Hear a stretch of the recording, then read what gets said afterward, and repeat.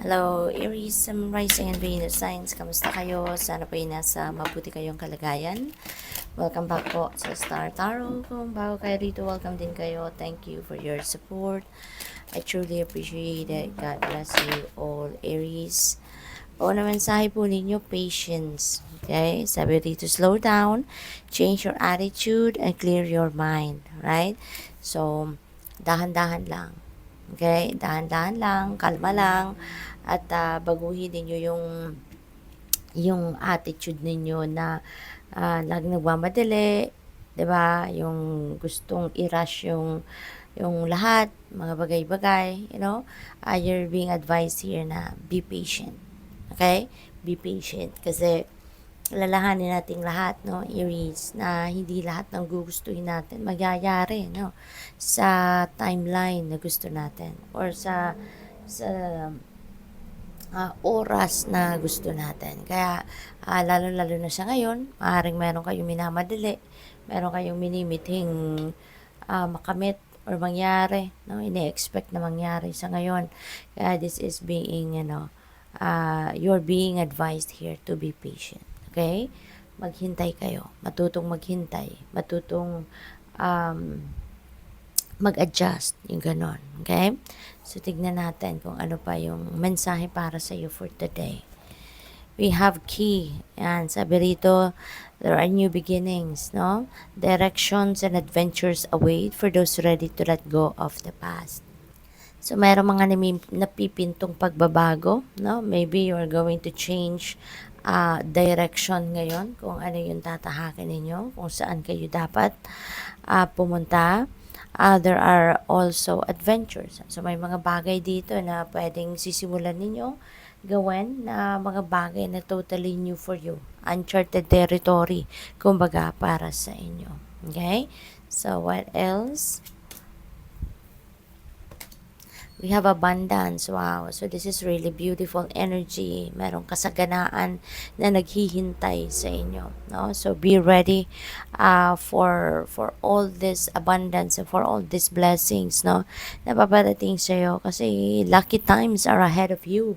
Maswerte kayo sa ngayon or kumbaga mababalot kayo ng swerte, no? So, mayroong paparating na magagandang balita, mayroong kasaganaan, prosperity, abundance, and tagumpay, no? Na naghihintay sa inyo sa iba't ibang parte ng buhay ninyo. Whatever it is, no? Na maaring pinagsisikapan, pinagtatrabahuan ninyo, maaring yan ay pagtatagumpayan nyo na sa ngayon, okay?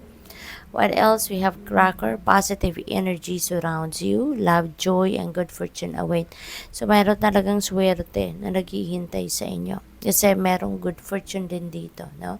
So, this is really a beautiful time, no? Lucky time para sa inyo, Aries. Kaya, balutin mo lang yung sarili mo ng positive energy. Surround yourself with positivity. Project positive mindset, diba? Positive attitude, positive thoughts, diba?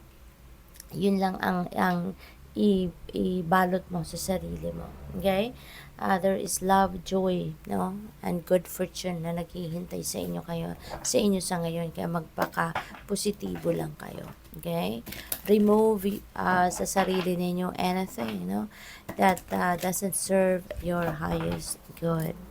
What else? We have Angel of Balance. Ayan. So, the Angel of Balance is here para tulungan ka, gabayan ka, tulungan ka na mabalanse mo yung buhay mo. Mabalanse mo ang sarili mo, mabalanse ang mga iba't ibang parte ng buhay mo, kung ano man ang mga inaasikaso ninyo. Okay?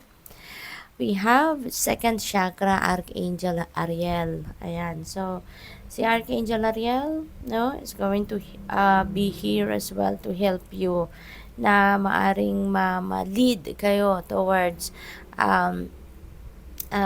expressing your creativity.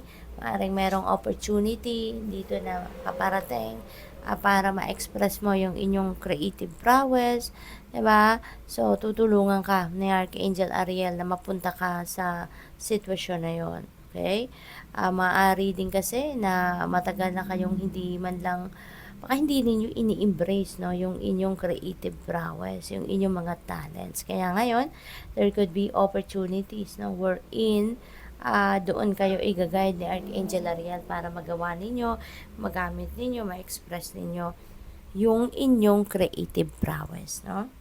So, ang iba sa inyo rin, so since this is also about sensuality, no? Intimacy, yung ganun. So, maaari na gagabayan din kayo ngayon ni Archangel Ariel para ma-express ninyo ito, no? Towards your person or towards your loved one, okay? So, baka yun din ang missing piece ninyo, no? Sa inyong relationship. We have woman holding a heart. Ayan. So, maganda rin ito pagdating naman sa relationship ninyo with some kamag-anak or kapamilya.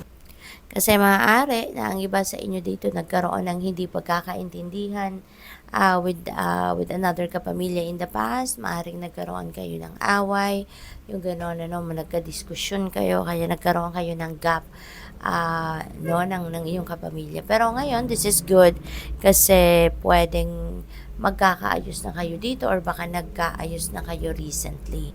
Baka nagkaintindihan na, nagkausap na patch up nyo na kung ano man ang hindi ninyo pagkakaintindihan.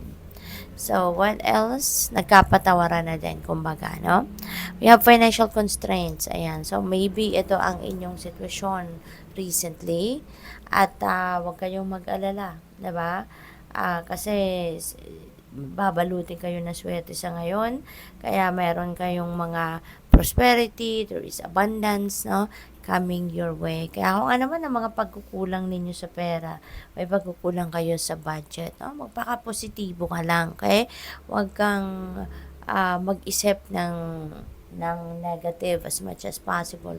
Iwasan ninyo yan para hindi na ninyo masabotage yung sarili ninyo, hindi ninyo masabotage yung pagdating ng prosperity and abundance na yan sa buhay ninyo.